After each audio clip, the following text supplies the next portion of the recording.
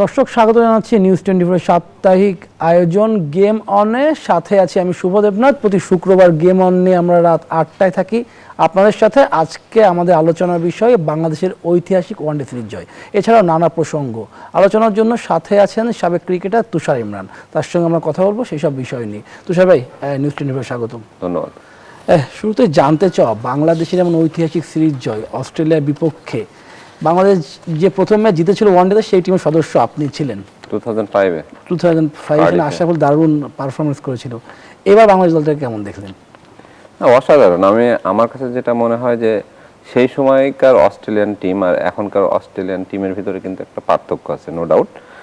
But international cricket কিন্তু এরকমই। ধরেন সেই সময় যখন অস্ট্রেলিয়া টিম খেলতো খুব ডিফিকাল্ট ছিল তাদেরকে হারানো আর কি। তখন আমাদের আসলে কল্পনাতেও ছিল না যে সেভাবে আমরা ওই টাইমটাতে হারাতে পারবো। বাট এখনকার বাংলাদেশ টিম আমার কাছে মনে হয় ওয়েল ব্যালেন্সড আর কি, সব দিক দিয়েই। যে কোনো টিমের এগেনস্টে আমরা ফাইট করতে পারি, যে কোনো টিমের এগেনস্টে আমাদের হোমে অ্যাটলিস্ট সিরিজ জেতার একটা থাকে, তাড়না থাকে। এবং ভালো ক্রিকেট যদি খেলতে পারি তাহলে কিন্তু সিরিজ অনায়াসে জিততে পারি যে কোনো টিমের সাথে। সো অস্ট্রেলিয়া টিমটা ওই ধরনের ধরেন মেন প্লেয়ার এখনো আসেনি। তারপরেও আমার কাছে মনে হয় যে না, এটা ঐতিহাসিক সিরিজ জয় বলতে পারি, বিকজ অস্ট্রেলিয়া তো অস্ট্রেলিয়াই। সেই ক্ষেত্রে আমরা অসাধারণ ক্রিকেট খেলেছি আমার কাছে যেটা মনে হয়। আমরা দেখে নিতে চাই বাংলাদেশের ঐতিহাসিক সিরিজ জয় নিয়ে একটি প্রতিবেদন আমাদের হাতে রয়েছে। দর্শক চলুন দেখে সেই প্রতিবেদনটি। ইতিহাসের সাক্ষী হয়ে থাকলো মিরপুরের শেরে বাংলা স্টেডিয়াম। হাজারো দর্শকদের উচ্ছ্বাস আর লাল সবুজের পতাকার ঢেউয়ে মুখরিত হয়েছিল পুরো গ্যালারি। প্রথমবারের মতো নিজেদের মাটিতে অস্ট্রেলিয়াকে ওয়ানডে সিরিজ হারিয়ে নতুন এক অধ্যায়ের জন্ম দিল বাংলাদেশ।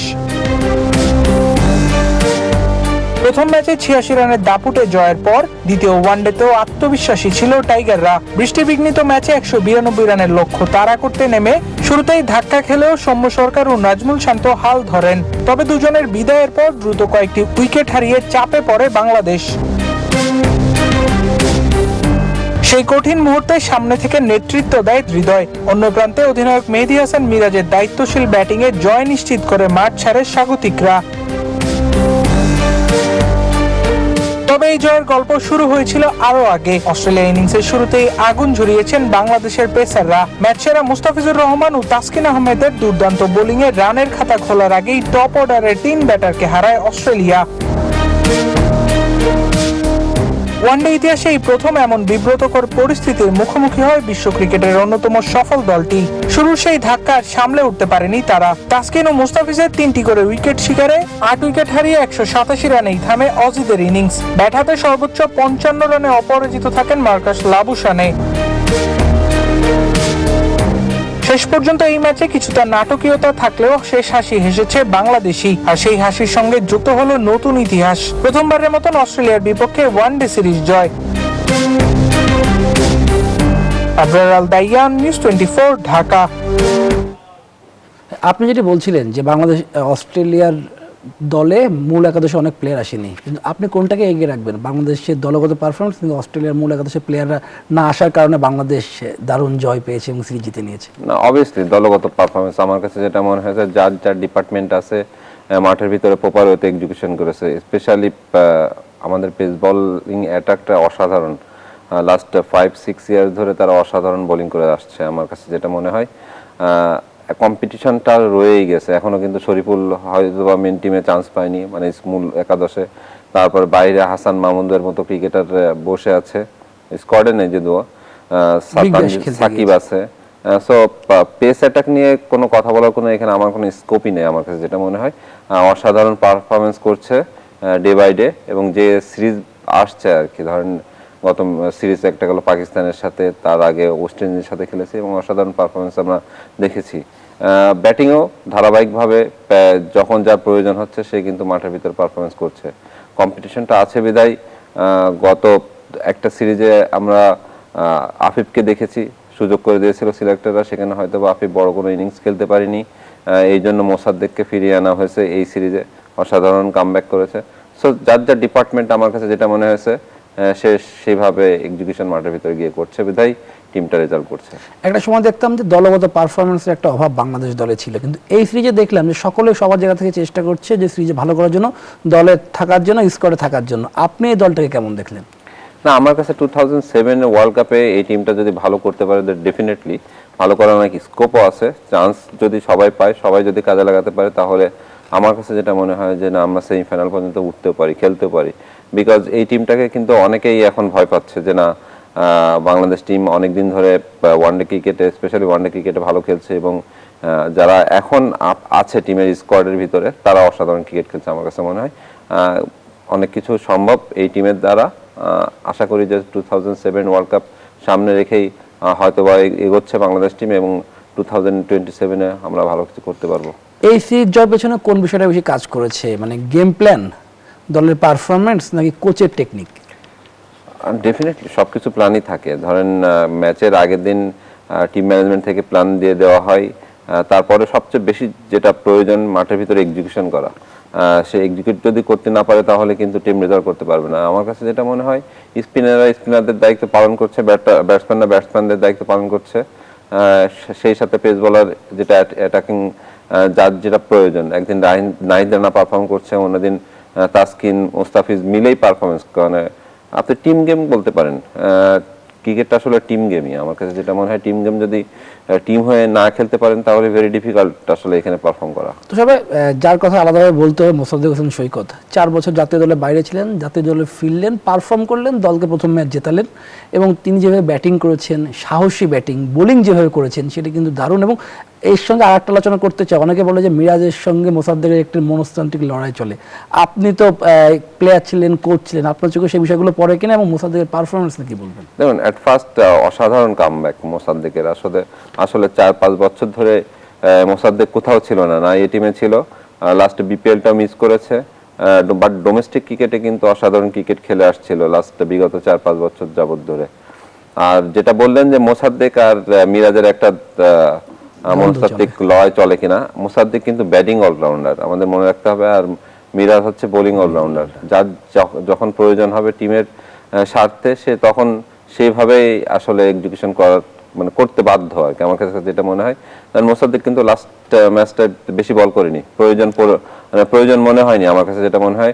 বাট তার আগের ম্যাচে কিন্তু অসাধারণ ব্যাটিং বোলিং করেছে, বাট গত ম্যাচে হয়তো বা অত বেশি প্রয়োজন হয়নি বিধায় কিন্তু বোলিংটা বেশি প্রয়োজন আমরা দেখিনি আর কি। বাট টিমের ভিতরে যখন আপনার 5টা মেন বলার থাকে তখন হয়তো বা 6 নম্বর বলারকে আপনি জাস্ট 4-5 ওভার করালেই গুড এনাফ। আমার কাছে যেটা মনে হয় তার আগের ম্যাচে কিন্তু মিরাজ ফুলফিল করতে পারেনি তার কোটা। সো এই ক্ষেত্রে দুইজনের ভূমিকা দুই রকম।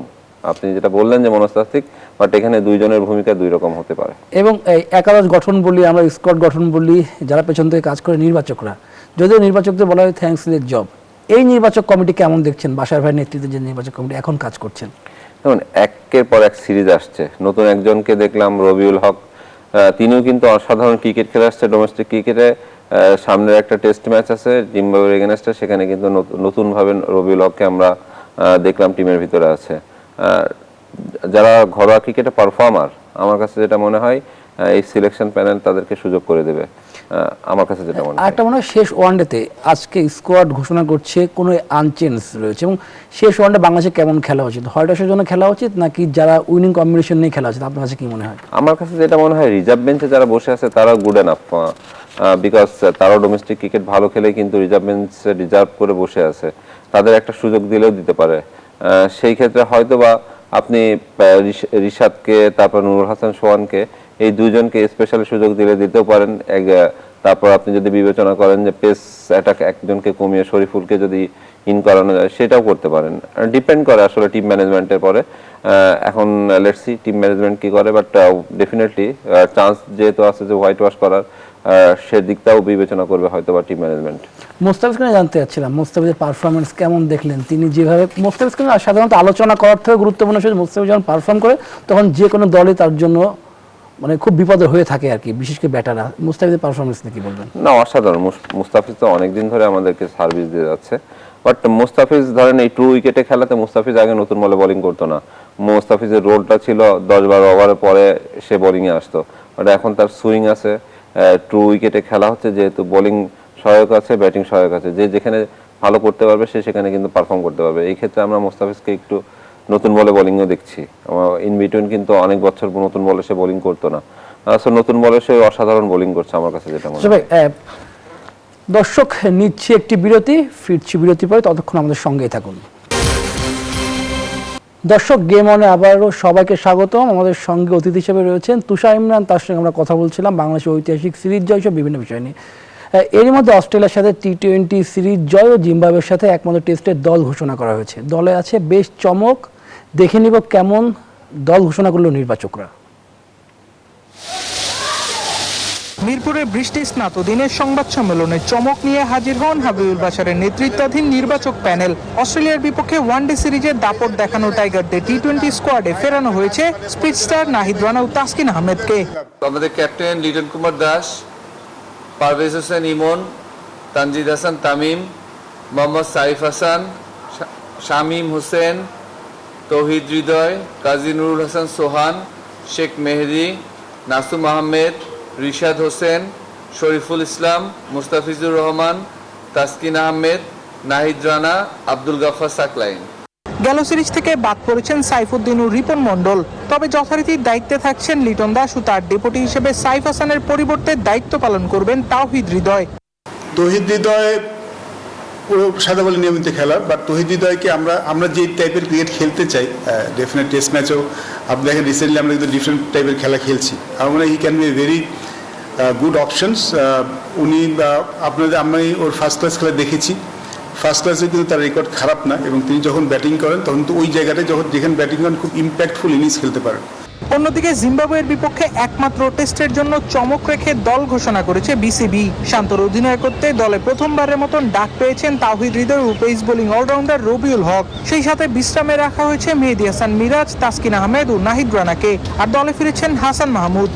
কিছু প্লেয়ারকে নতুনভাবে দেখার জন্য আমরা ওদেরকে আবার দেখবো, বাট এই সিরিজটা আমাদের জন্য খুব ইম্পর্টেন্ট। প্রধান নির্বাচকের আশা জিম্বাবুয়ের বিপক্ষে সুযোগ থাকলে নতুন ডাক পাওয়া খেলোয়াড়দের যাচাই করে দেখতে পারে টিম ম্যানেজমেন্ট। আবরার আল দাইয়ান, নিউজ 24, ঢাকা। তুষার ভাই, দেখছিলাম রিপোর্ট, বাংলাদেশ দল অস্ট্রেলিয়ার সঙ্গে যে টি-20 খেলবে, দলটা কেমন দেখলেন? তার সঙ্গে জিম্বাবুয়ের সাথে যে স্কোয়াড ঘোষণা করেছে একমাত্র টেস্টে, সেখানে বেশ কিছু চমক আছে। মিরাজকে বিশ্রামে রাখা হয়েছে, নাহিদ রানা আমাদের প্লেয়ারকে বিশ্রামে রাখা হয়েছে, সেটা নিয়ে কি বলবেন? না, আমার কাছে যেটা মনে হয়েছে যে লাস্ট টি-20 সিরিজ থেকে রিপন মণ্ডলকে বাদ দেওয়া হয়েছে, সেখানে আপনার নাহিদ রানা এবং মোস্তাফিজকে ইনক্লুড করা হয়েছে। রাইট ডিসিশন আমার কাছে যেটা মনে হয়েছে। রিপনকে আর একটা সিরিজ দেখলেও দেখতে পারতো, বাট অস্ট্রেলিয়া কিন্তু টি-20 যে টিমটা আসবে সেটা কিন্তু আমার কাছে মনে হয় মূল স্কোয়াডটাও আসতেছে। সেই ক্ষেত্রে আমরাও আমাদের মূল স্কোয়াডটা ফিরে নিয়ে আসে সিলেক্টররা, সেটা দেখা উচিত যে আমরা টি-20-তে তাদের সাথে কেমন পারফর্ম করি। তো সবাই টি-20 স্কোয়াডে আরো একটি পরিবর্তন হয়েছে, ডেপুটি হিসেবে রাখা হয়েছে তাহিদ হৃদয়কে। সাইফ হাসান স্বেচ্ছায় সরে গিয়েছেন। তাহিদ হৃদয় ক্যাপ্টেন হিসেবে কতটা ভালো করতে পারেন, তার তো বয়স ভিত্তিক দলে ক্যাপ্টেন্সি করার অভিজ্ঞতা রয়েছে। ডেফিনেটলি রিসেন্টলি যে মোহাম্মডান আজকে চ্যাম্পিয়ন হয়েছে, সেটাতে কিন্তু সামনে থেকে নেতৃত্ব দিয়েছে এবং অসাধারণ খেলেছে। অ্যাজ এ ক্যাপ্টেন হিসাবে অনেক বছর পরে, আর কি বহু বছর পরে মোহাম্মডান চ্যাম্পিয়ন হলো।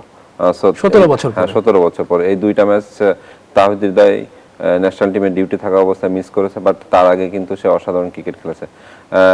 সাইফের কথা বলতে হয়, সাইফ অনেকদিন ধরে পারফরমেন্স করছে না, মানে ধরেন একটা সিরিজ ভালো খেললে পরের সিরিজটা হয়তো বা তেমন বেশি পারফরমেন্স। আমাদের সময় কম, একটা প্রশ্ন জিজ্ঞেস করতে চাই। 17 বছর পর মোহাম্মডান চ্যাম্পিয়ন হলো, এই মোহাম্মডানকে আপনি কি বলবেন? সংক্ষেপে সম্বন্ধে জানতে চাচ্ছিলাম। না, তারা ডিজার্ভ করে। আমার কাছে যেটা মনে হয়েছে যে ধরনের ক্রিকেট খেলে আসছিল এই মৌসুমে, তারা আসলে ডিজার্ভ করে। বাট লাস্ট পর্যন্ত যে চ্যাম্পিয়নশিপ হাড্ডাহাড্ডি একটা লড়াই ছিল, সেটা কিন্তু হয়েছে এবং যে কোনো কারণে হয়তো বা আবহাওয়ানিও চ্যাম্পিয়ন হতে পারেনি, প্রাইম ব্যাংকেরও চান্স ছিল, মোহাম্মডানেরও চান্স ছিল, এই তিনটা টিম কিন্তু রেসে ছিল। বাট যে ধরনের টিম তৈরি করেছে মোহাম্মডান, আমার কাছে মনে হয় তারা ডিজার্ভ করে এবং they played really good cricket. আপনি তো বসুন্ধরা স্ট্রাইকার্সের কোচ হিসেবে ছিলেন, আপনার দলটা নিয়ে কি বলবেন? দেখুন, 3টা ম্যাচ আমাদের খুব ক্লোজলি হেরেছি আমরা। আমার কাছে যেটা মনে হচ্ছে, আজকে ডিএলএ 2 রানে হেরেছি, তারপরে আপনার গাজী টাইগার্সের সাথে 1 রানে হেরেছি এবং 161 রান গত ম্যাচটা চেস করতে পারিনি প্রাইম ব্যাংকের সাথে। না হলে এই 3টা ম্যাচ যদি জিততে পারতাম তাহলে আমরাও হয়তো বা রেসে থাকতে পারতাম। ধন্যবাদ। দর্শক এতক্ষণ আমাদের সঙ্গে ছিলেন তুষার ইমরান, তার সঙ্গে আমরা ক্রিকেট নিয়ে কথা বললাম, বাংলাদেশ দলের সাফল্য সম্ভাবনা স্বপ্নের কথা বললো, ডিপিএল মোহামেডান চ্যাম্পিয়ন তিনি সেসব বিষয় নিয়ে কথা বললো। এতক্ষণ সঙ্গে থাকার জন্য সবাইকে ধন্যবাদ।